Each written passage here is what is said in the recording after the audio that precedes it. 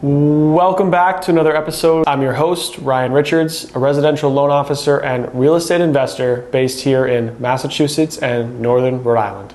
Today I'm bringing another solo episode on a topic I recently held a presentation on that has been a hot button as of recent. It's really always a hot button within the real estate market, but I'm seeing a lot more videos and commentary about the subject. That is creative financing, but more broadly, how to minimize the cash you have to invest to buy your next property. There's a few different things you can do within the general creative financing realm just to maximize the terms of your contract, the terms of the deal structure, so you can minimize how much cash you actually have to bring to closing. I'm utilizing some of these strategies today to buy my next property with only 2.5% as a down payment. So stay tuned to learn how you can take advantage of tips and tricks just like this.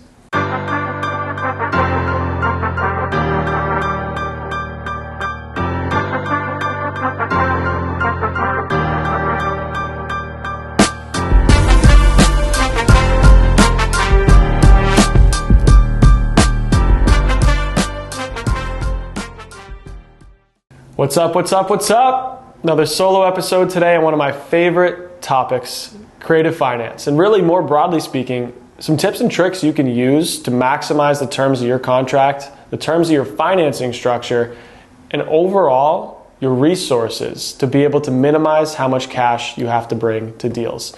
This has been a fundamental principle that's allowed me to grow and scale my portfolio rapidly, is understanding financing, obviously specific to the mortgage, but in general, how to tap into the resources you have available to you to minimize how much cash you need to bring to real estate transactions. Because it might not seem significant. Some of the strategies I'll talk about, you might save $5,000 or $10,000, which in the grand scope of a $700,000 purchase isn't very significant, but over time, these small differences can add up to be a difference on whether or not you can purchase another property. And the acceleration of how fast you can grow and scale in real estate comes down to managing capital. That's the real estate golden crutch. At some point, everyone runs out of money. So you don't want to miss tips and tricks like this because that's how you can maximize what you have available to you to continue to grow and scale. So it comes down to a few recommendations. So number one, if you have a real estate license, so if you're a licensed real estate agent, you have a lot of flexibility within the financing structure to minimize how much cash you need to bring to the table. So what real estate agents can do, and I do hold my real estate license, so often when I purchase my own personal property, I'll use my license for this reason. Real estate agent negotiates in a commission as part of the contract. Well, that commission can actually be applied directly to your down payment to the property, meaning you don't have to come to the table, the closing table, with extra funds to cover your down payment. You can use your real estate commission as part of the transaction. So in the property that I'm purchasing, I'm using a 5% down conventional loan to buy an owner-occupied two-family property. Of the 5% down, 2.5% of that's being covered by my real estate commission. So I only have to bring 2.5% as a down payment. Now what I have left over is closing costs. So a couple strategies here to minimize your closing costs. Number one, when you talk to your lender, ask them about interest rates that offer closing cost credits. You can actually take a higher interest rate and have your lender give you a credit towards your closing cost. Just like you might have heard, and I've talked about this before, you can pay more money at closing to get a lower interest rate. In this case, you can actually take a higher interest rate to get a credit back towards your closing costs. So in my case here, I'm taking a higher interest rate to cover all of my closing costs.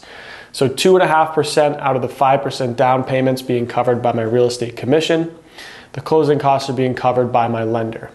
Now, some of you might ask, why on earth would you take a higher interest rate? Well, one, because I don't have to bring as much cash to the deal.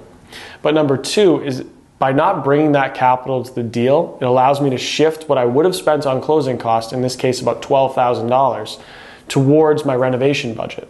So that means I can now do an extra bathroom renovation that I wouldn't have otherwise been able to do, or would have had to just spend more of my own savings. So with that extra capital, I can improve the property further, which means increase the value of the property, so that when I go to refinance in the future, and in a climate like today, I do expect in the next 2 years, I will have an opportunity to refinance.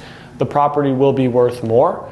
So when I go to refinance, I can then roll in my closing costs to the new loan, therefore never actually paying for them out of pocket.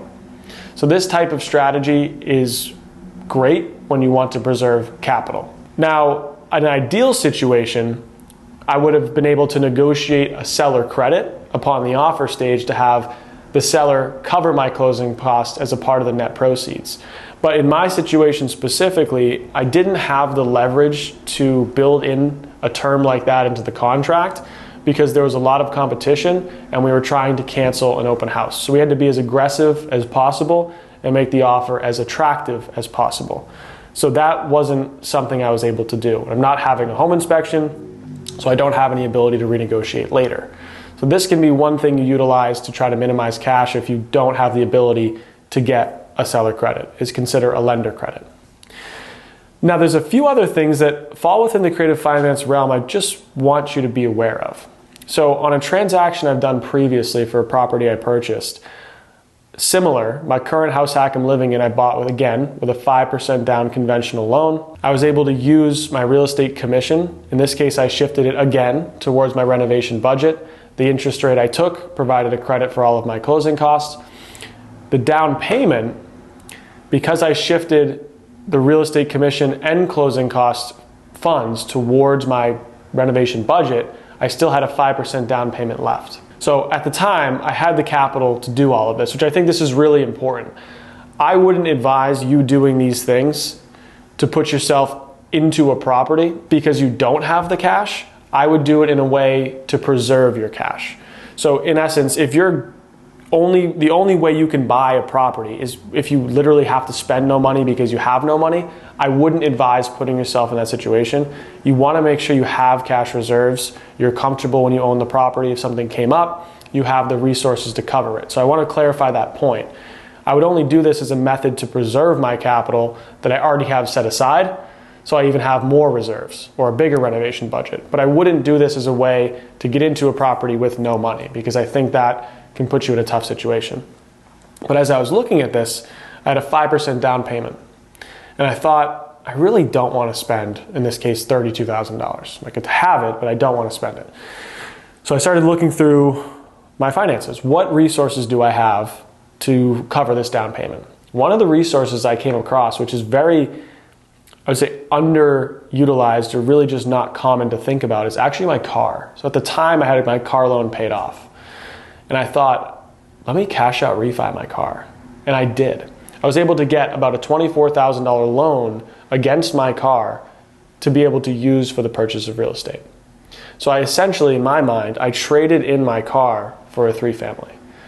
So I took cash out of my car, which that's important because you do have to have a secured loan to be eligible for use for the financing to satisfy the down payment. You couldn't get a personal loan and use it for the down payment. It has to be securitized against an asset, like another mortgage, a loan against your 401k, a loan against a stock account, or a loan against a car. So I ended up borrowing the money at about 6%. The interest rate on my mortgage at the time was about 6.5%. So I actually got a cheaper cost of funds, and it allowed me to almost finance 100% of the price. So that's another thing you can think about, is leveraging some of the assets you have. But again, I highly recommend you talk to someone who's done something like this because you want to make sure you don't get over-levered. Again, I had the capital to do all of this. I had plenty of reserves. I'd make sure you do that as well. But it allows you to do a couple things. One, keep cash in your pocket, but make deals more attractive. So one of the key metrics that investors look for is a metric called cash on cash return. So how much money does it cost you to buy the property?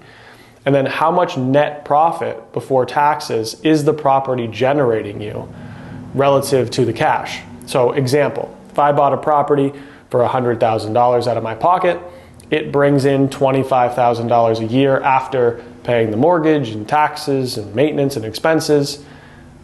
That $25,000 in profit is 25% of my initial investment. So that means in 4 years, I get all of my initial capital back. To 25% cash on cash return. That's a really good number. But by minimizing the cash you put into the transaction, your return goes up.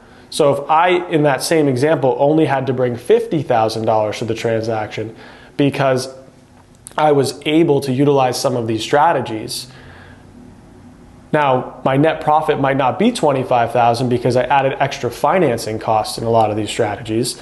Let's say my net profit goes to $20,000 instead of $25,000 because I have higher financing costs. Now my return on investment just went up to 40% because I minimized the cash I had to put into the deal.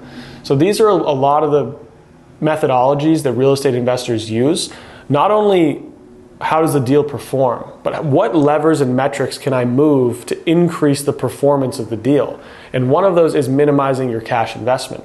If you bought a property that makes $1 per year, but you spent $0 to own it, that return on your investment is infinite because you didn't put any money into the transaction. So that's a really important thing to consider is if you're a real estate investor, consider where you get your capital from, cost of capital, and also some of these strategies to reduce how much cash you have to put into the deal, especially if you're an owner-occupant. These are really owner-occupied specific strategies, but some things to think about.